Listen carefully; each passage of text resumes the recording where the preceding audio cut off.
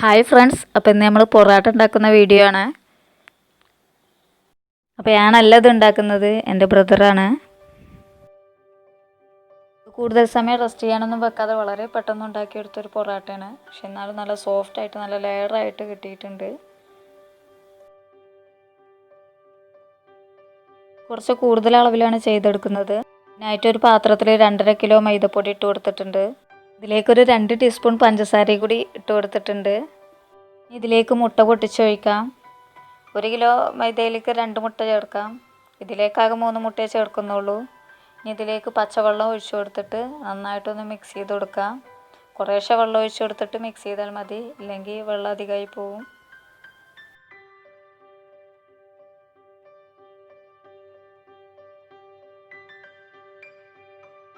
ഇതിലേക്ക് അപ്പസോഡയൊന്നും ചേർത്ത് കൊടുക്കുന്നില്ല.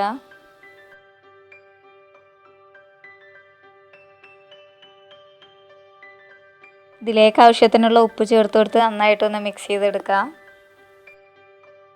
ആദ്യം പുട്ടിനെ നനക്കുന്ന പോലെ നനച്ചെടുക്കുക.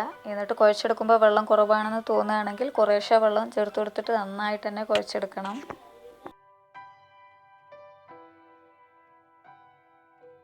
പാത്രത്തിലിട്ട് കുഴച്ചെടുക്കാനുള്ള പ്രയാസം കാരണം സ്ലാബ് വൃത്തിയാക്കി അതിൻ്റെ മുകളിലേക്കിട്ട് കുഴച്ചെടുക്കുകയാണ്.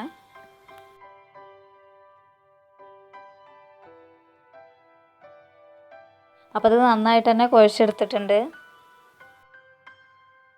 ഇനി മാവിൻ്റെ അടിയിലും മുകളിലുമായിട്ട് ഓയിൽ പുരട്ടി കൊടുക്കാം. ഇതിൻ്റെ മുകൾ ഭാഗം ഡ്രൈ ആവാതിരിക്കാൻ ഒരു നനഞ്ഞ തുണിയോ അല്ലെങ്കിൽ ഒരു പാത്രമോ വെച്ച് കൊടുക്കാം. ഇനി ഇത് റെസ്റ്റ് ചെയ്യാൻ വെക്കേണ്ടവർക്ക് അങ്ങനെ ചെയ്യാം. ഇവിടെ ആകെ 10 മിനിറ്റ് റെസ്റ്റ് ചെയ്യാൻ വെക്കുന്നുള്ളൂ, പിന്നെയൊക്കെ പെട്ടെന്ന് ചെയ്തെടുക്കുകയാണ്. ഇനി ഇതിൽ നിന്ന് കുറേശ്ശെ മാവ് എടുത്തിട്ട് ബോൾസ് ഉണ്ടാക്കാം. ഈ ഒരു വലുപ്പത്തിലാണ് ഉണ്ടാക്കിയെടുക്കുന്നത്. അപ്പോൾ അതിൽ മാവ് അധികമായാലും കുഴപ്പമില്ല, അത് റോൾ ചെയ്യുന്ന സമയത്ത് കട്ട് ചെയ്ത് മാറ്റാം. അപ്പോൾ എല്ലാതും ഇതുപോലെ ചെയ്തെടുക്കാം. എല്ലാതും ഇതുപോലെ ഉരുളകളാക്കി വെച്ചിട്ടുണ്ട്. ഇതിൻ്റെ മുകളിലേക്ക് കുറച്ച് ഓയിൽ കൂടി ഒഴിച്ചു കൊടുക്കുകയാണ്. പിന്നെ കുറച്ച് മൈദപ്പൊടി കൂടി തൂവി കൊടുക്കുന്നുണ്ട്. പാം ഓയിലാണ് ഇവിടെ എടുത്തിട്ടുള്ളത്.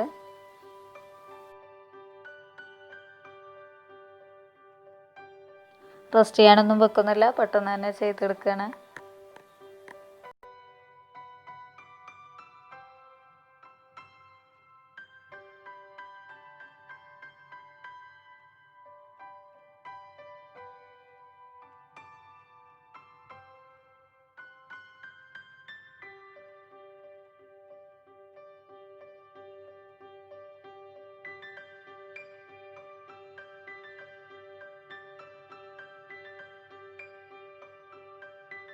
ഇതിൽ നിന്ന് ഓരോന്നെടുത്ത് ചപ്പാത്തിക്കോല് വെച്ചിട്ട് പരത്തി കൊടുക്കുക.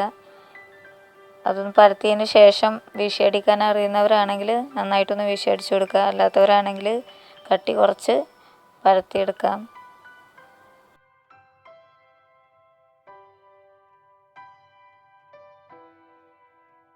ഇനി ഇതിൻ്റെ മുകളിലേക്ക് ഓയിലൊന്ന് തെളിച്ചു കൊടുക്കുക.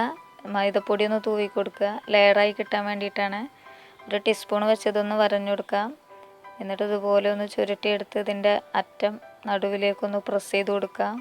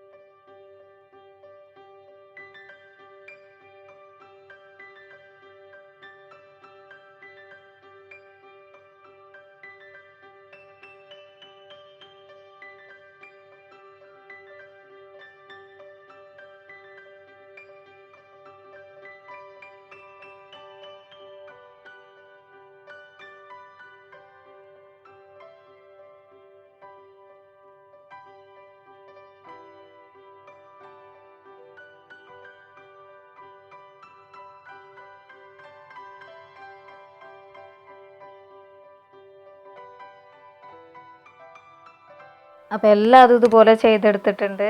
ഇനി ഇതിൻ്റെ മുകൾ ഭാഗം ഡ്രൈ ആവാതിരിക്കാൻ വേണ്ടിയിട്ട് ഓയിലാക്കി കൊടുത്തിട്ടുണ്ട്. ഈ ഒരളവിൽ ഒരു 51 പൊറാട്ടയാണ് നമുക്ക് കിട്ടിയിട്ടുള്ളത്. ഇതിൽ നിന്ന് ഓരോന്ന് എടുത്ത് കൈ വെച്ചിട്ടോ അതല്ലെങ്കിൽ ചപ്പാത്തിക്കോല് വെച്ചിട്ടോ ഒന്ന് പരത്തിയെടുക്കാം.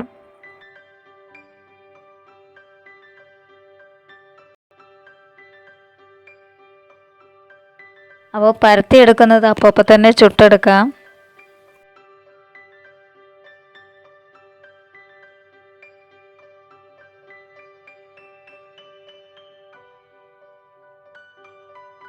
അപ്പോൾ വിറകടുപ്പിൽ പത്തിരിക്കല്ല് വെച്ചിട്ടാണ് ഇത് ചെയ്തെടുക്കുന്നത്. കല്ലിൻ്റെ മുകളിലേക്ക് കുറച്ച് ഓയിലൊക്കെ ഒന്ന് തെളിച്ചു കൊടുത്തിട്ടുണ്ട്. ഈ പൊറാട്ട വെച്ച് കൊടുക്കുകയാണ്.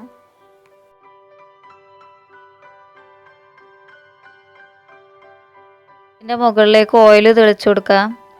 ഈ സമയത്ത് വേണമെങ്കിൽ നെയ്യ് മെൽറ്റ് ചെയ്തിട്ട് ഇത് ഈ ഓയിലുമായിട്ട് മിക്സ് ചെയ്ത് അത് ഇതിലേക്ക് തെളിച്ചു കൊടുത്താലും മതി. അപ്പോൾ അതിനൊരു പ്രത്യേക മണവും ടേസ്റ്റും കിട്ടും. ഇത് തിരിച്ചിട്ടതിന് ശേഷവും ഓയിൽ ഒഴിച്ചു കൊടുക്കാം. 2-3 തവണ തിരിച്ചിടുമ്പോഴേക്കും പൊറാട്ടയുടെ എല്ലാ ഭാഗവും അത് കിട്ടും. അത്യാവശ്യം ഓയിൽ ഉപയോഗിച്ചിട്ട് തന്നെ പൊറാട്ട ചുട്ടെടുക്കാം. പൊറാട്ട അല്ലെങ്കിലും ഹെൽത്തി ഒന്നുമല്ലല്ലോ.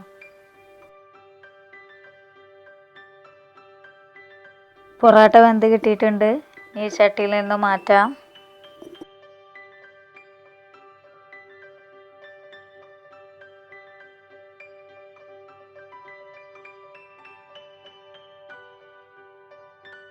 ഈ ചൂടോടുകൂടി തന്നെ 2 കൈയും വെച്ച് നന്നായിട്ട് അടിച്ചെടുക്കണം. അങ്ങനെ അടിച്ചെടുത്താലേ നല്ല ലെയറായിട്ട് കിട്ടുള്ളൂ. ഇതുപോലെ തന്നെ ബാക്കിയുള്ള പൊറാട്ടകളെല്ലാം ചുട്ടെടുക്കാം.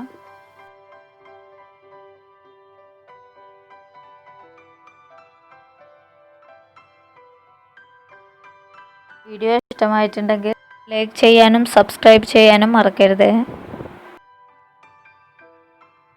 അപ്പോൾ കൂടുതൽ സമയം റെസ്റ്റ് ചെയ്യാനൊന്നും വെക്കാതെ തന്നെ നമ്മൾ സോഫ്റ്റ് പൊറാട്ട കിട്ടിയിട്ടുണ്ട്.